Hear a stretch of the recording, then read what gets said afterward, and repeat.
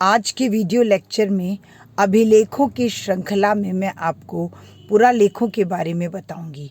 पुरालेख यानी पुराने लेख। पुराने लेख जो लेख थे वो प्राचीन काल में अधिकतर पाली भाषा में और संस्कृत भाषा में लिखे गए। उसके अलावा अन्य भाषाओं में भी लिखे गए, जो स्तंभों के रूप में देखने को मिले, जो हमें पुरालेख गुफाओं पर देखने को मिले, पत्थरों पर देखने को मिले, ताम्रपत्रों पर देखने को मिले। तो प्राचीन भारत का इतिहास जानने के लिए अगर सर्वाधिक महत्वपूर्ण विश्वसनीय साधन अभिलेख है, ये प्रधानतः स्तंभों, शिलाओं, गुफाओं पर मिलते हैं, परंतु कभी कभी मूर्तियों, पात्रों और ताम्रपत्रों पर भी ये मिलते हैं। और ये लेख देशी और विदेशी दोनों मिले हैं। देशी अभिलेखों में अशोक के अभिलेख, प्रयाग का स्तंभ लेख और हाथी गुम्फा के अभिलेख सर्वाधिक प्रसिद्ध हैं। प्राचीन काल के प्रमुखतः अभिलेखों में अशोक के अभिलेख, जिसमें उसकी शिक्षाएं हैं, उसका धम्म है, उसने जनता के प्रति और आमजन के प्रति और यहाँ तक कि पशुओं के प्रति जो संवेदना व्यक्त की, वो अशोक धम्म के रूप में उसके अभिलेखों में उद्धृत है, जिसके अभिलेख आज भी संग्रहालयों में संयोजित हैं, संरक्षित हैं। तो प्रयाग का स्तंभ लेख, हाथी गुम्फा के अभिलेख, ये भी सर्वाधिक प्रसिद्ध है। तो तत्कालीन समय की, चाहे गुप्तकालीन हो, चाहे मौर्यकालीन हो, चाहे हर्षकालीन जानकारी हो, हमें इन अभिलेखों के माध्यम से प्राप्त होती है। विदेशी अभिलेखों में एशिया माइनर में स्थित बोगसकोई के अभिलेख सर्वाधिक प्रसिद्ध हैं। अशोक के अभिलेख धर्म और शिक्षाओं का परिचय देते हैं, जैसा कि मैंने आपको बताया।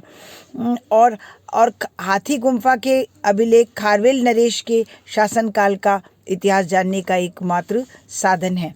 अभिलेखों के महत्व पर प्रकाश डालते हुए V.A. स्मिथ ने लिखा है कि प्रारंभिक हिंदू इतिहास में घटनाओं की तिथि का जो सही ठीक ज्ञान हमें प्राप्त होता है, वह अभिलेखों के साक्ष्य के आधार पर ही होता है।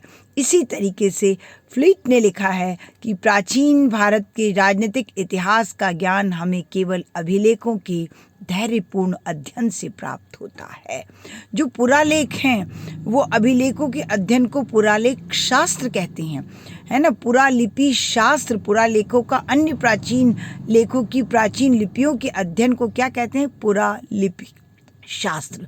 पुरालिपि शास्त्र मुद्राओं, मोहरों, प्रस्तरों, स्तंभों, चट्टानों, ताम्रपत्रों, मंदिरों की भित्तियों के साथ साथ ईंटों और मूर्तियों पर भी पुरालेख हमें प्राप्त होते हैं, किंतु पत्थरों पर भी भारी संख्या में लेख उत्कीर्ण किए जाते रहे हैं। संपूर्ण भारत में मंदिरों की दीवारों की स्मारकों पर भी अभिलेख हमें प्राप्त होते हैं।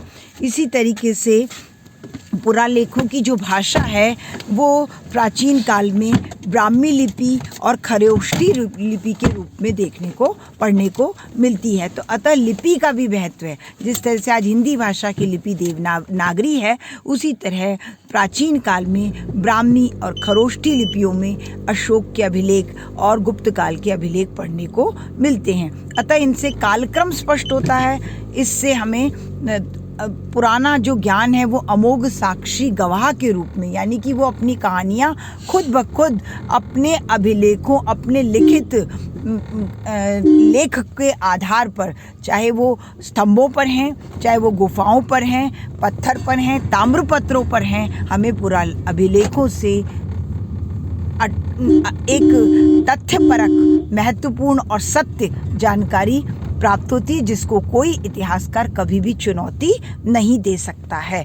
और इसी पुरालेखों की श्रृंखला में हम आपको अगले लेक्चर में दानपत्रों, मुद्राओं, उत्खनन से प्राप्त वस्तुओं इत्यादि के बारे में बताएंगे, जिससे आपको तत्कालीन